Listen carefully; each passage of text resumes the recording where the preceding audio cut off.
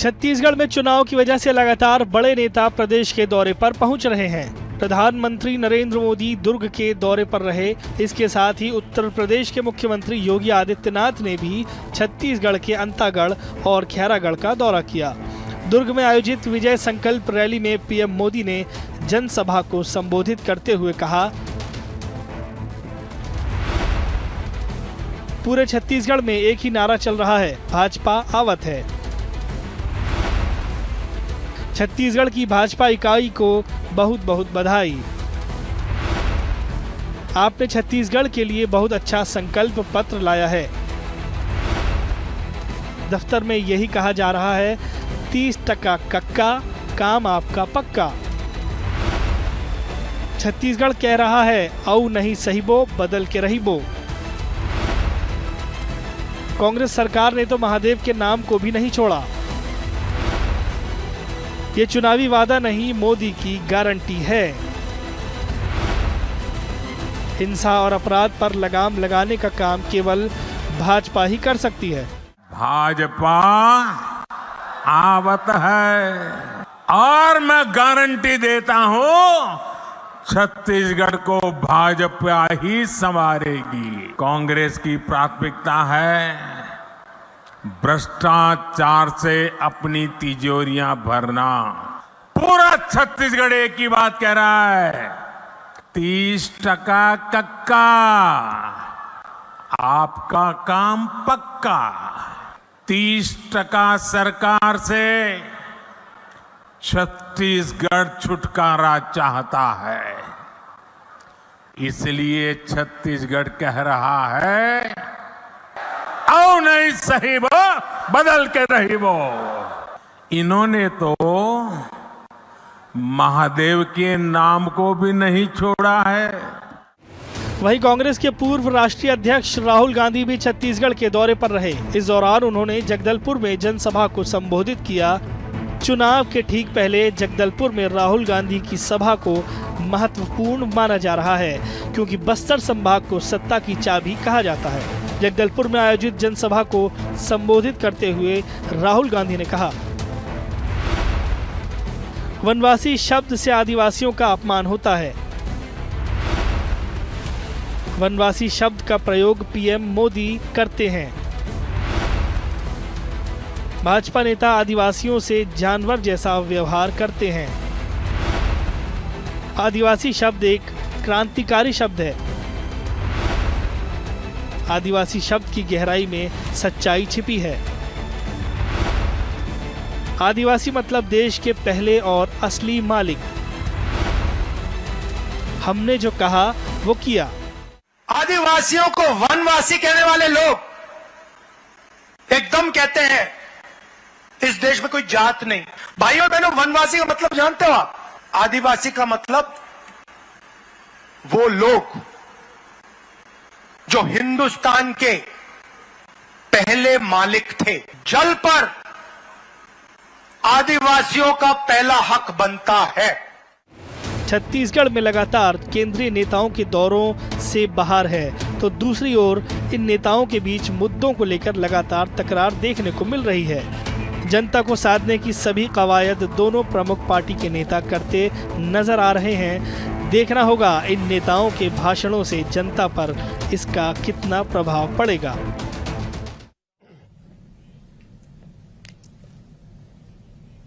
नमस्कार। जवाब तो देना होगा मैं आप सभी का स्वागत है। मैं हूं डॉक्टर अवधेश मिश्रा। छत्तीसगढ़ की सियासत में मतदान की उल्टी गिनती अब शुरू हो चुकी है। पहले चरण में 7 नवंबर को मतदान होने हैं 20 सीटों पे। इसके लिए प्रचार प्रसार भी अपने शबाब पे पहुंचने लगा है। आज छत्तीसगढ़ में 3 बड़े सितारों ने चुनावी सभा को संबोधित किया। सबसे पहले पीएम मोदी, फिर राहुल गांधी और उसके बाद यूपी के सीएम योगी आदित्यनाथ ने चुनावी सभा लेके अपने अपने पार्टी के पक्ष में माहौल बनाने की कोशिश की है। आज इसी विषय पर चर्चा करेंगे कि मोदी, राहुल, योगी, सत्ता किसकी होगी। 3 बेहद ही खास मेहमान हमारे साथ जुड़े हैं। पहले उन मेहमानों का ताल्लुक आपसे करा देता हूं। कांग्रेस की ओर से वरिष्ठ नेता प्रवक्ता नितिन भंसाली जी हैं। नितिन जी, आपका स्वागत है। बीजेपी की ओर से युवा नेता प्रवक्ता उमेश घोड़मुड़े, उमेश जी, आपका स्वागत है। और हमारे बस्तर से संवाददाता के शंकर भी हमारे साथ है। शंकर, आपका भी स्वागत है। पहला सवाल मेरा शंकर आपसे रहेगा। आप बस्तर में लगातार नजर बनाए हुए, बस्तर की 12 सीटों पे पहले चरण में इलेक्शन होना है, 20 कुल सीटों पे होना है। आज राहुल गांधी बस्तर पहुंचते हैं, इससे पहले 2 दिन पहले पीएम मोदी कांकेर में सभा को संबोधित करते हैं। क्या कुछ असर आपको दिखाई पड़ रहा है इन 12 सीटों पे, क्योंकि बस्तर को सत्ता की चाबी शुरू से ही मानी जाती है? शंकर, देखिए, बिल्कुल जाहिर सी बात है, जिस तरीके से जैसे जैसे चुनाव नजदीक आते गए हैं और वैसे राजनीतिक दल के दोनों पार्टी के नेता ग्राउंड लेवल पर अपनी सक्रियता बढ़ाते हुए नजर आए थे। अगर बात की जाए तो इस बात को लेकर के बिल्कुल जाहिर सी बात है कि सत्ता की जो चाबी है बस्तर से होकर के जाती है। और बस्तर में अगर बात की जाए, आप अगर उत्तर बस्तर की ले लें, मध्य बस्तर की ले लें या दक्षिण बस्तर की ले लें, सबसे पहले मैं आपको बताना चाहूंगा जिस तरीके से जो राजनीतिक दल के जो बड़े नेता है, चाहे वो बीजेपी के हो चाहे कांग्रेस के हो, जिस तरीके से जो, क्योंकि आदिवासी बाहुल्य क्षेत्र है और ऐसे में जिस तरीके से 11 विधानसभा सीट जो है आदिवासी आरक्षित सीट है, और पूरी तरीके से कोशिश यही करेगी कि जो दोनों दल के जो नेता हैं पूरी तरीके से जो कि अपने घोषणा पत्र, अपने संकल्प के माध्यम से पूरी तरीके से आदिवासियों को साधने की पूरी तरीके से यह कोशिश लगातार इनकी जारी है। अगर वही बात की जाए तो सबसे पहले मैं आपको बता दूं जिस तरीके से जो मध्य बस्तर है, मध्य बस्तर में 6 विधानसभा सीट आते हैं, चाहे आपकी नारायणपुर की बात की जाए, कोंडागांव की बात की जाए और साथ ही साथ बस्तर की बात की जाए, चित्रकूट की बात की जाए, तो ऐसे में जो सीट पर बात की जाए तो जो मतदाता है काफी सक्रिय और जागरूक है। ऐसे में लगातार इन्हीं सीटों पर जो कि राजनीतिक दल के जो बड़े नेता हैं ये हमें नजर आए, क्योंकि संभागीय मुख्यालय अगर बात की जाए तो जगदलपुर में जो कि संभागीय मैदान में लगातार संबोधन के माध्यम से लोगों को साधने की पूरी तरीके से कोशिश कर रहे हैं। पूरी तरीके से अगर मैं बात की जाऊं तो संक्षेप में यही बिल्कुल शंकर, मैं लौटूंगा आपके पास।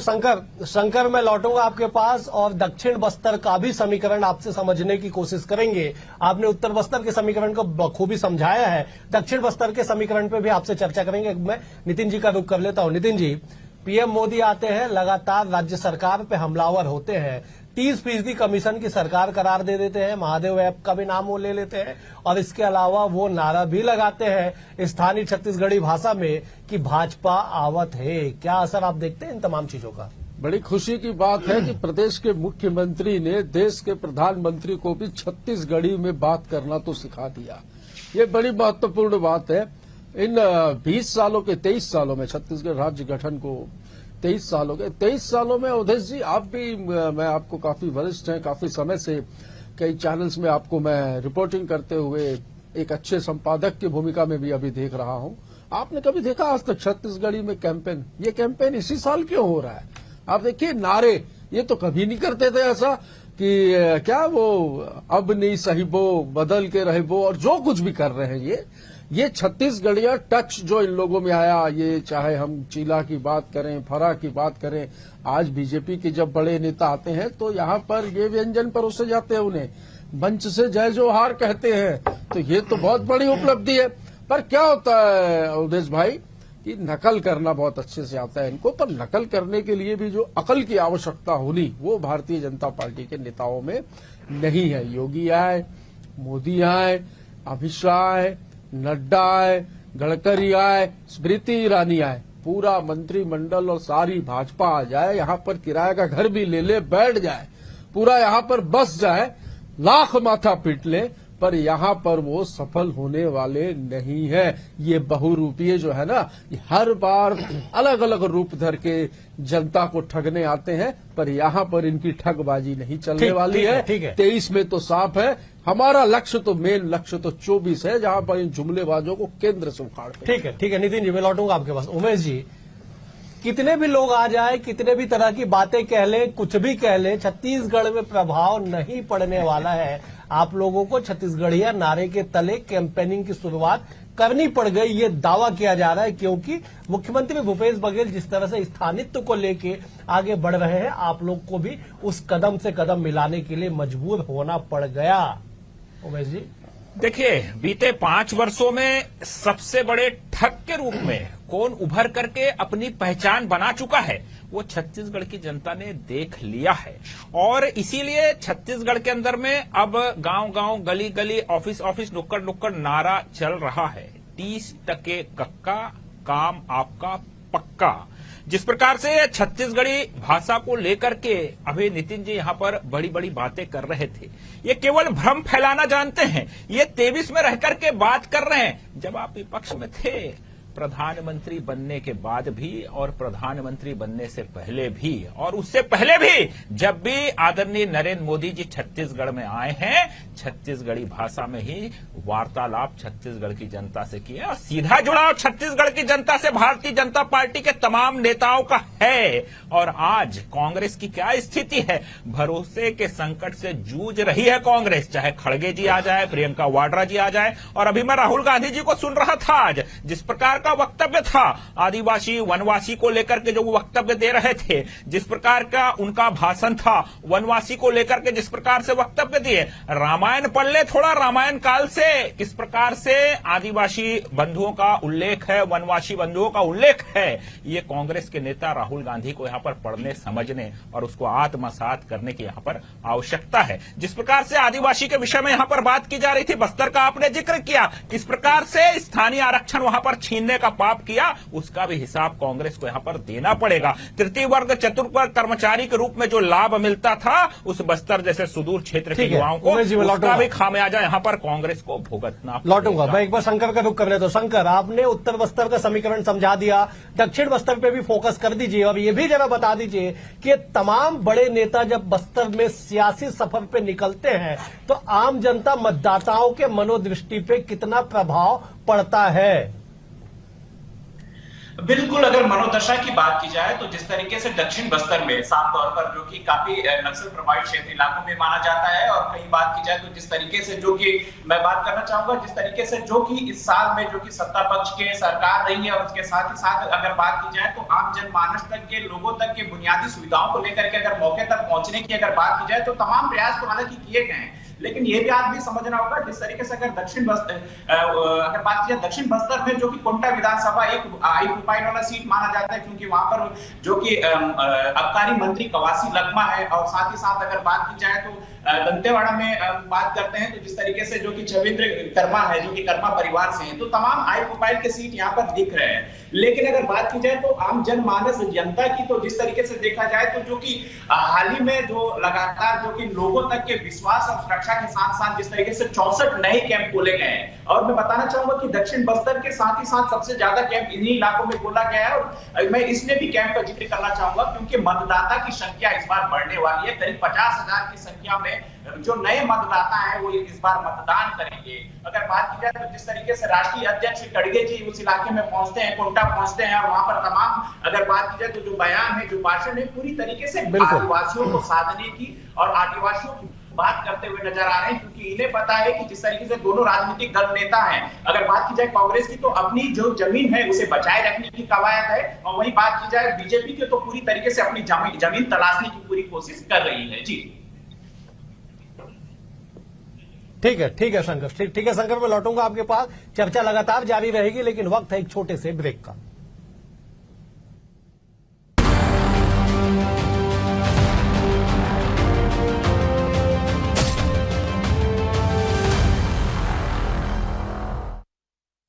अरे अच्छे से काम करो, अरे जल्दी करो।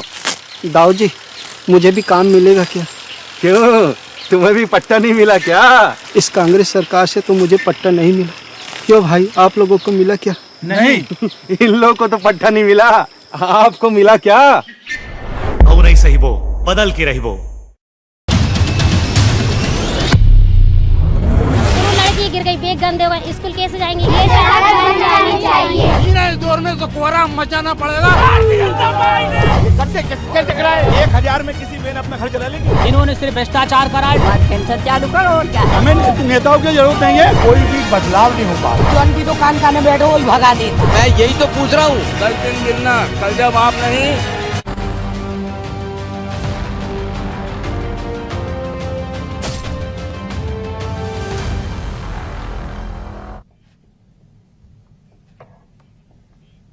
ब्रेक के बाद आप सभी का स्वागत है। लगातार चर्चाओं का दौर जारी है कि मोदी, राहुल, योगी, सत्ता किसकी होगी, इसी विषय पर चर्चा लगातार जारी है। नितिन भंसाली हमारे साथ लगातार बने हुए। नितिन जी, अब 30% की बात आ गई कि 30% क्या कुछ मोदी जी ने कहा कि कक्का और आपका काम पक्का, आपको जवाब देना चाह रहे साहब, इस पे पहले जवाब दे दीजिए, फिर आगे मैं अपने सवालों के क्रम को आगे बढ़ाता हूं। इसका जवाब एक बहुत अच्छा है कि 100% काम पक्का और भाजपा का यहां से जाना पक्का।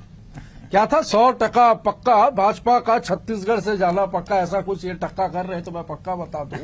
और दूसरी चीज, ये बार बार जो कह रहे हैं कि मोदी जी आते थे छत्तीसगढ़ी में बोलते थे, मुझे एक भाषण दिखा दो।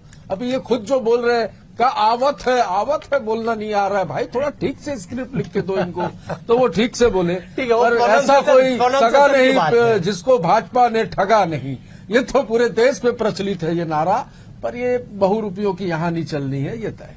ठीक है उमेश जी, क्या आपको लगता है कि पीएम मोदी, योगी आदित्यनाथ, तमाम जो आपके सितारे बड़े नेता धरातल पे उतर के कैंपेनिंग कर रहे हैं, आप लोग क्या जो 15 पिछले बार सिमट गए थे 15 तक पहुंच पाए थे, इस बार जादुई परिवर्तन देखने को मिल रहा है आपको छत्तीसगढ़ में? क्योंकि पहला फेज लगभग होने को है, एक दिन बचा हुआ है, कल प्रचार थम जाएगा शाम 4 बजे। देखिए, निश्चित तौर पर हमको छत्तीसगढ़ की जनता पर विश्वास है, छत्तीसगढ़ की जनता पर हमको भरोसा है।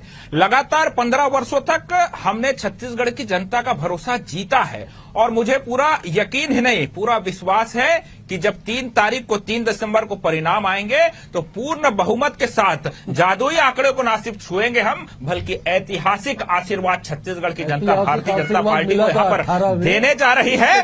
और ये बौखलाहट दिख रही है कांग्रेस की। और चूंकि बस्तर का जिक्र हो रहा था और बस्तर से एक बहुत ही दुखद खबर मेरे लिए व्यक्तिगत तौर पर, जिस प्रकार से पूरे प्रदेश के अंदर में हमने देखा बीते दिनों में किस प्रकार से टारगेट किलिंग, बीते दिनों में 4-5 टारगेट किलिंग की बात मत करना। अरे सुन लीजिए, टारगेट किलिंग तो हमारी हुई थी, हमारे नेताओं की हुई थी भाई। मैं आहत हूँ 2013 के चुनाव में जीरम नहीं भूला है कोई, वो थी टारगेट किलिंग। एक गाड़ी में घुस के पूछा जा रहा था नारायणपुर विधानसभा के हमारे संयोजक कौन है, रतन रिपोर्ट शहादत हो गई है, नक्सलियों ने निर्मम उनकी हत्या कर दी है और उस पर भी ये बहस और ये राजनीति। उमेश जी सब्जेक्ट आज देखिए, टारगेट किलिंग ठीक है, बेहद ही दुखद घटना घटी है नारायणपुर पे। पार्टी नेता आपके ओम माथुर हमारे विधानसभा